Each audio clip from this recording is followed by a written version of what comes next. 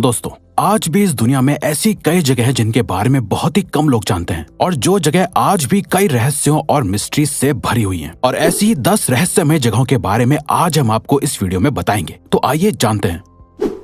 Fairy circles, Namibia. रेगिस्तान का नाम सुनते ही आपके दिमाग में रेत यानी कि सैंड की इमेज आ जाती होगी, लेकिन दोस्तों फेयरी सर्कल्स सिर्फ नामीबिया के रेगिस्तान में पाए जाते हैं। दोस्तों, अफ्रीका के नामीबिया में एक बहुत बड़ा रेगिस्तान है जिसे नामीबिया डेजर्ट के नाम से जाना जाता है। नामीबिया रेगिस्तान दुनिया के बाकी रेगिस्तान से थोड़ा अलग है क्योंकि नामीबिया रेगिस्तान में अनगिनत सर्कल्स पाए जाते हैं जो कुछ इस तरह से दिखाई देते हैं। इन्हीं सर्कल्स को फेयरी सर्कल्स का नाम दिया गया है। ये फेयरी सर्कल्स 1100 माइल्स की जमीन पर फैले हुए हैं। इन सर्कल्स का डायमीटर 7 से 49 फीट तक का पाया गया है। इन सर्कल्स की सबसे हैरान करने वाली बात यह है कि इन सर्कल्स के सर्कमफेरेंस यानी चारों तरफ पर घास उगी हुई होती है। इन सर्कल्स के बनने पर बहुत से डाउट्स रहे हैं। कुछ लोगों का मानना है कि ये शायद टर्माइट्स की वजह से बन गए हैं या फिर नेचुरली ही घास सर्कुलर मोशन में उग गई है। वैसे अगर आप गौर से देखेंगे तो आपको रेगिस्तान का ये सरफेस चांद के सरफेस की तरह लग रहा है।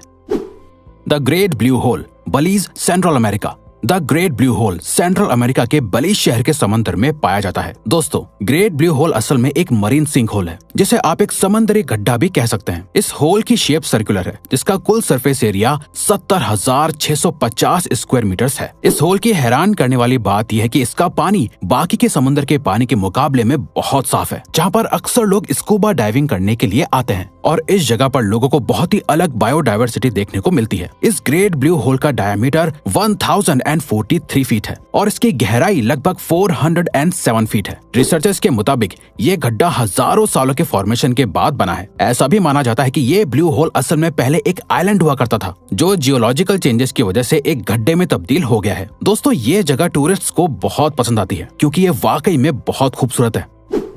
मोरिकी boulders, New Zealand.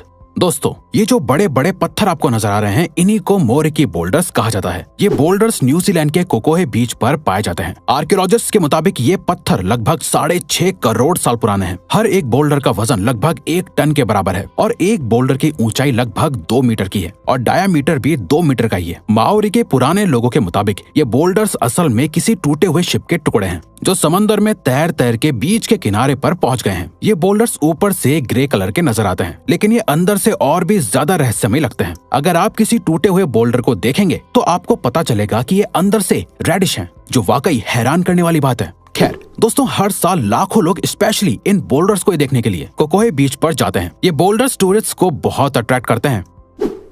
Plane of jars, Laos. दोस्तों, प्लेन ऑफ जार्स लाओस के शियांग खावेंग का एक मेगालिथिक आर्कियोलॉजिकल लैंडस्केप है। प्लेन ऑफ जार्स पर एक ही जगह पर हजारों पत्थरों के जार्स फैले हुए हैं। ये जार्स असल में आयरन एज के माने जाते हैं, जिस हिसाब से ये जार्स आज से लगभग 1500 से 2000 साल पुराने हैं। इन जार्स की हाइट 3 फीट से लेकर 10 फीट तक की है और वजन लगभग 10 टन का है। आपको जानकर हैरानी होगी कि इन जार्स को लोगों का अंतिम संस्कार करने के लिए इस्तेमाल किया जाता था ताकि उनकी बॉडी अच्छे से डिकम्पोज हो जाए। इन जार्स की शेप सर्कुलर और रेक्टेंगुलर है। इन जार्स के साथ साथ डिस्क जैसे स्टोन्स भी लाओस में पाए जाते हैं जो असल में इन जार्स को ढकने का काम करते हैं। इसके अलावा इन जार्स के बारे में एक और कहानी बहुत मशहूर है। लाओस के लोगों के मुताबिक एंशियंट टाइम के राजा हर जंग को जीतने के बाद अपनी जीत का जश्न मनाने के लिए इन जार्स के अंदर वाइन को स्टोर करते थे। टूरिस्ट लाओस के इन प्लेन ऑफ जार्स को देखना बहुत पसंद करते हैं। दोस्तों, scientist in plain of jars को आयरन एज सिविलाइजेशन का बहुत बड़ा और इम्पोर्टेंट एविडेंस मानते हैं।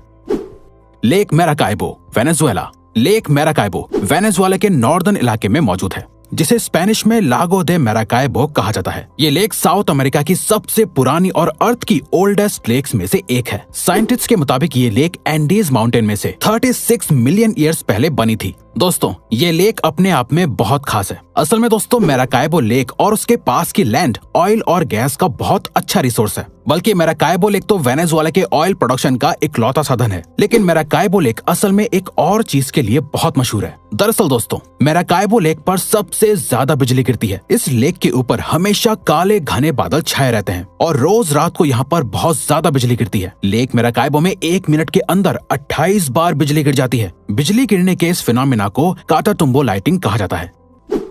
सलार दे यूनी, बोलिविया। सलार दे यूनी असल में बोलिविया का एक बड़ा नमक का मैदान है। ये चिली के बॉर्डर के पास लोकेटेड है। सलार दे यूनी लगभग 10,000 स्क्वायर किलोमीटर्स में फैला हुआ है, जो इस दुनिया का सबसे बड़ा नमक का मैदान है। ये नमक का मैदान असल में बहुत पुरानी लेक्स के फॉर्मेशन से हुआ है, जो लगभग 40,000 साल पुरानी थी। लेकिन वक्त के साथ साथ ये लेक्स इवेपोरेट हो गई और सिर्फ नमक का मैदान रह गया। यूएस जियोलॉजिकल सर्वे के मुताबिक सलार दे यूनी में सॉल्ट के साथ साथ लिथियम भी बहुत ज्यादा मात्रा में पाया जाता है। सलार दे यूनी को दुनिया का सबसे बड़ा मिरर भी कहा जाता है, क्योंकि जब आप इसे देखेंगे तो इस मैदान में आपकी रिफ्लेक्शन एकदम साफ दिखाई देगी। इस मैदान में खड़े होने पर लगता है कि जैसे आप आसमान पर खड़े हैं। आपको बता दें कि सलार दे यूनी बोलिविया की सबसे मशहूर टूरिस्ट डेस्टिनेशन है।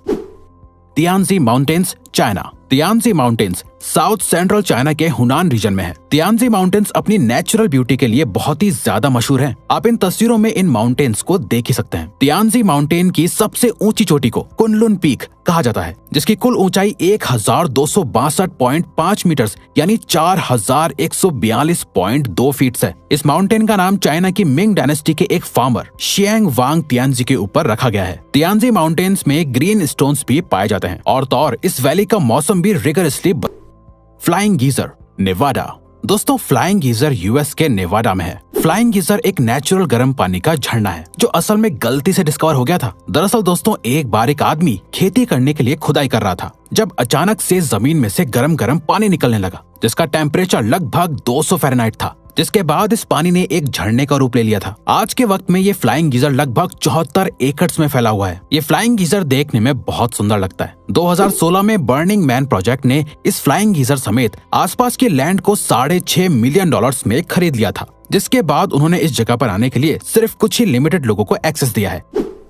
Dragon blood tree, Yemen. आपने इंसान और जानवरों के शरीर में से तो अक्सर खून निकलते हुए देखा होगा, लेकिन क्या आपने किसी ऐसे पेड़ के बारे में सुना है जिसके अंदर से खून निकलता है? दरअसल दोस्तों, यमन देश के सोकोट्रा आइलैंड में ड्रैगन ब्लड नाम का पेड़ है, जिसके अंदर से वाकई में खून निकलता है। इस पेड़ को सोकोट्रा ड्रैगन ट्री भी कहते हैं। इस पेड़ की शेप किसी अम्ब्रेला की तरह होती है। असल में इस पेड़ के अंदर से लाल रंग का एक रस निकलता है, जिसे लोग खून बोलते हैं। वैसे इस लाल रंग के रस से इंसान के खून में बनने वाली बहुत सी बीमारियां दूर होती हैं। इसके अलावा इस रस का इस्तेमाल लोबान वाले आइटम बनाने के लिए भी किया जाता है। दोस्तों, इस रहस्यमय पेड़ को देखने के लिए हर साल लाखों लोग यमन जाते हैं।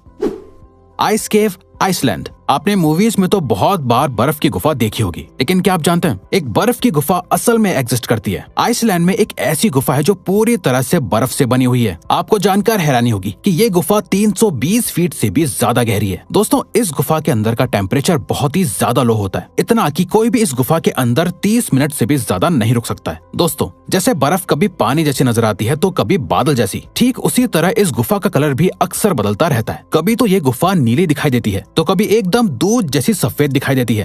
तो दोस्तों, अब अगर आपको ये वीडियो अच्छी लगी और आप आगे भी ऐसी ही अमेजिंग वीडियोस देखना चाहते हैं तो प्लीज हमारे चैनल को सब्सक्राइब करके ऑल नोटिफिकेशन बेल को ऑन कर दो, ताकि हमारी फ्यूचर वीडियोस का नोटिफिकेशन सबसे पहले आपके पास आए।